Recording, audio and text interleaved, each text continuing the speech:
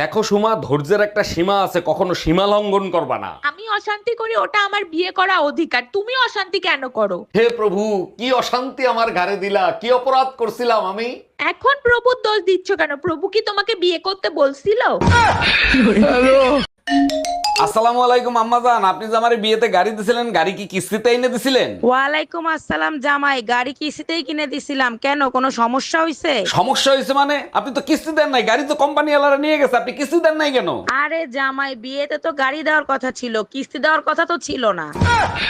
এই কই তুমি, আমি অফিসে গেলাম, আসতে রাত হতে পারে। রাত হইতে পারে মানে? ঠান্ডায় আমার নাক বন্ধ হয়ে রয়েছে, আমার ওষুধ এনে দিয়ে যাও। হে প্রভু, এ কেমন তোমার লীলা? ঠান্ডায় নারীদের নাক কেন বন্ধ করো, মুখ কেন বন্ধ করো না? কি বললা তুমি?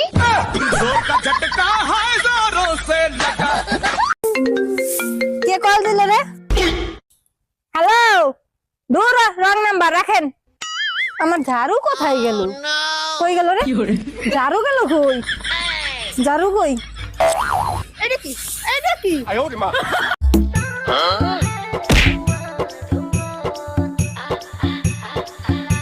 रुको जरा सबर करो।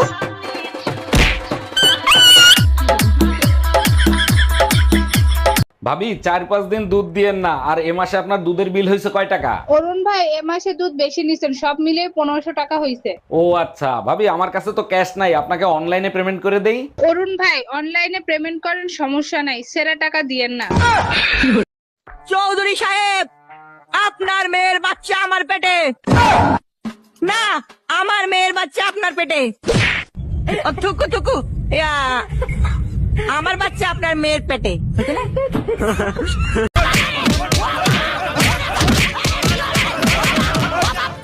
ও বাবা, বাবা গো, ওরা কি আমায় মার্ডার করতে চেয়েছিল?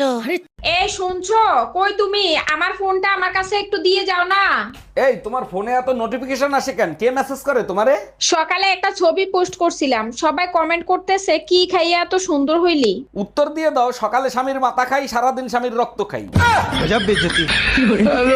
যখনই বাসায় আসি তখনই দেখি তুমি রান্না করে। কেন, স্বামীর সাথে 2-4টা রোমান্টিক কথা বলা যায় না? বিয়ে হয়েছে 5 বছর, 4 বছর তো তোমার সাথে রোমান্টিক কথাই বলছি, তাই না? আমি চাই এভাবেই তুমি সারা জীবন আমার সাথে রোমান্টিক কথা বলো। অনেক রোমান্টিক কথা বলছি, আর দরকার নেই। 3টা খাটে ঘুমাচ্ছে, একটা পেটে ঘুমাচ্ছে। শুধু অ্যালার্জি থাকলেই চুলকায় না, এই যে আমি ভালো আছি এটা দেখেও অনেকের চুলকায়।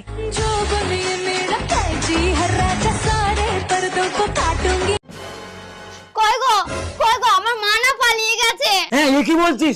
তোর মা পালিয়ে গিয়েছে? আমি জানতাম তোর মাটা চরিত্রহীন, দেখলি বোঝা যায়। আহে চুপ কর, চুপ কর, বেশি মহান সাজি না, তোর বাপের সাথেই পালিয়ে গেছে।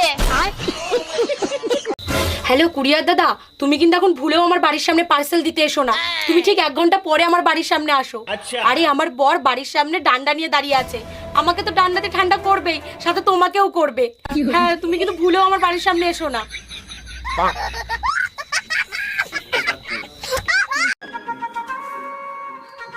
দাদা ফাঁকা হবে? হ্যাঁ, খালি আছে। কত করে? ইস্যু করলে 2 টাকা আর হাগলে 5 টাকা। বলছি আমার কাছে না 5 টাকাই আছে। এখন আমি যদি হাগু করতে করতে একটু হিসু করে ফেলি, আমাকে 7 টাকা দেওয়া লাগবে? যান যান যান।